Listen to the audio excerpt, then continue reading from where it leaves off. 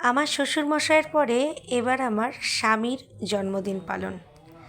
বাড়িতে যেহেতু আমরা অনেকজন মেম্বার, তাই এক এক করে কিন্তু আমাদের প্রত্যেকের জন্মদিন পালন হবে। আর সেই জন্মদিনগুলো তোমাদের সঙ্গে আমি কিন্তু শেয়ার করতে থাকব। বেশ কিছু রান্না করেছিলাম, তার মধ্যে এটা হলো আমার প্রচুর মাছ সেদ্ধ আর ভাত। চলো এবার জন্মদিনটা ঝটপট করে পালন করে নিই। ওই যে তোমাদের সঙ্গে বলেছিলাম, বউ কখনোই জন্মদিনে স্বামীকে ভাত বেড়ে দিতে পারে না, তাই এইগুলো কিন্তু সব মা করবে। আমি শুধুমাত্র রান্না করেছি, মাংসটা করিনি, কারণ জন্মদিনে মা বলে মাংস করতে নেই। তাই 5 রকম ভাজা, 2 রকম মাছ, আর আমার কর্তা ডাল খায় না, তাই জন্য ডাল আর করিনি। আর করেছিলাম তেল পটল। প্রত্যেকের জন্মদিনে মাই পায়েস করে, তাই এবারও তার বড় ছেলের জন্মদিনে মাই কিন্তু পায়েসটা করেছিল। বাবা আশীর্বাদ করতে বসে পড়েছেন, এক এক করে সবাই আশীর্বাদ করবে, তোমরা ভিডিওটা দেখো।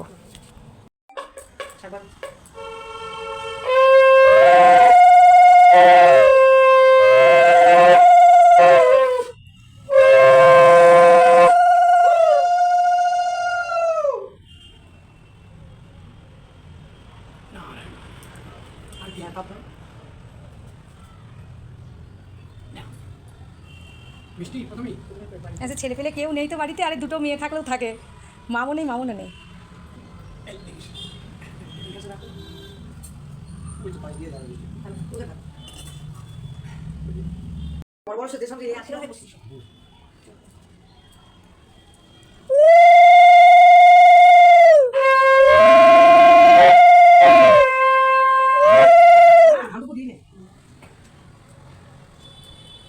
পিছনে এদিকে তাকাবেন। এটা হলো আমাদের পিসিমণি, সব থেকে আদরের পিসিমণি এবং ছোটদের মণিমা। দেখো কত সুন্দর করে ছেলেকে আশীর্বাদ করছে। এই অ্যারেঞ্জের মধ্যে মিষ্টির প্রসানগুলো কিন্তু সব মণিমার দেওয়া। বাড়িতে যতগুলো জন্মদিন হয়, প্রত্যেক জন্মদিনে কিন্তু পিসিমণি এই কেক মিষ্টিগুলো দেয়। দেখো কত সুন্দর করে খাইয়ে দিচ্ছে তার ছেলেকে। যেহেতু বাড়ির সব থেকে বড় ছেলে আমার কর্তামশাই, তাই আশীর্বাদ মোটে 4 জন করতে পারে: পিসিমণি, মা, বাবা আর পিসেমশাই।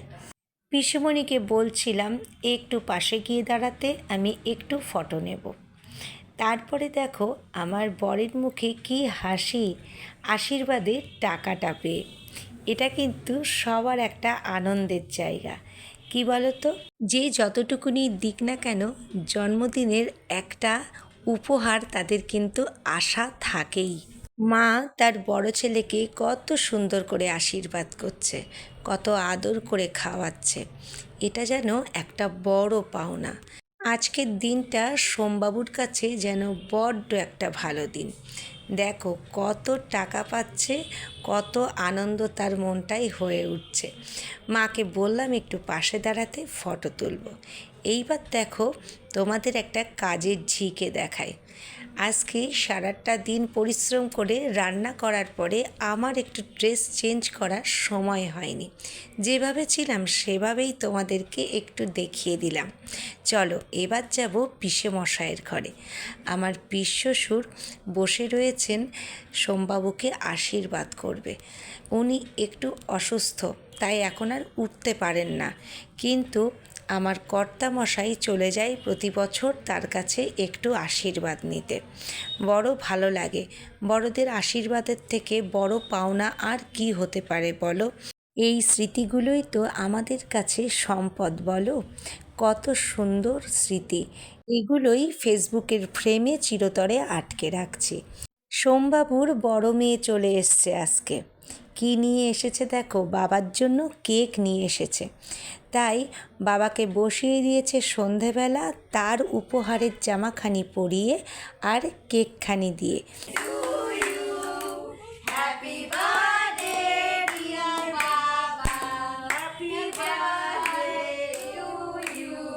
সন্তানরা যখন খুব সুন্দরভাবে গড়ে ওঠে, তখন বাবাকে, মাকে আর কিছুই তাদের দিতে লাগে না। তাদের এই যে ভালোবাসাটুকুনি, তাই বাবা মার কাছে অতি প্রিয়। সোমবাবুর আজকে বড্ড আনন্দ, তার মেয়ে কেকখানি কিনে নিয়ে এসছে, তার সঙ্গে মেয়ের দেওয়া গেঞ্জিটা পরে বাবা বসে কেক কাটছে। কত সুন্দর বলো। আর আমার পুচু সোনা দেখো কেমন আমার ছোট মেয়ের কোলে বসে বসে বাবার কেক কাটা দেখছে। খুব ভালো লাগলো, খুব এনজয় করলাম আজকের এই মুহূর্তটাকে। তোর বাবা কেক খায় না। সেটাই, কিছুই খায় না, তুমি তাও খায়।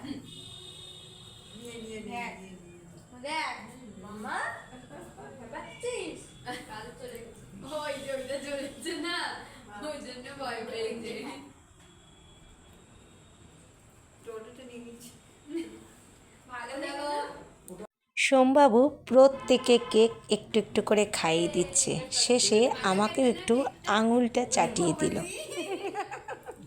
ভালোবাসা নাও। ভয় পেয়েছো? কেমন খেতে কেকটা? ভালো না? কেক কাটার পর্ব শেষ, এইবার আমার কেক ভাগ করার পালা। এই না, এই দেখো গোলাপি রং। খাও। এই নাও ছোট দাও, সাদা রং। খাও। সবাই খালি। আর সবাইকে দিয়ে দিচ্ছি। আমার কর্তামশাইয়ের জন্মদিনের ভিডিওটা কেমন লাগলো অবশ্যই তোমরা সবাই জানিও, আর একটা পারলে লাইক করে দিও, কারণ তোমাদের এই লাইক আর একটা কমেন্টে আমার আরও ভিডিও করতে উৎসাহ জাগাবে। তাহলে আজকের মতো টাটা।